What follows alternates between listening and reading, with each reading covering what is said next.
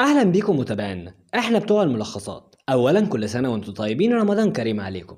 تعملوا ايه لو عرفتوا ان نهايه العالم قربت، وان الغني هو اللي هيعيش والفقير هيموت، وفي وسط كل ده هتتولد قصه حب جامده جدا مش ممكن تتخيلوها. مش هحرق عليكم العظمه بتاعت النهارده، بس قبل ما نبدا انزلوا اعملوا بسرعه اشتراك في القناه وفعلوا الجرس عشان يوصلكم كل الجديد اللي جاي. ويلا بينا بسرعة على الملخص القنبلة بتاعنا. البطل بتاعنا لاعب البيسبول الأمور جانج، منه وهو لسه في اللفة بيحب البيسبول، ولما كبر جات له فرصة يلعب مع فريق كوريا للبيسبول. يا بختك يا عم جانج. وطبعا من كتر الحسد جانج بيقع على ركبته ويتصاب إصابة خطيرة جدا وتنهي على مستقبله الرياضي، وبيقرر يطلع على مبنى مدرسته وينتحر.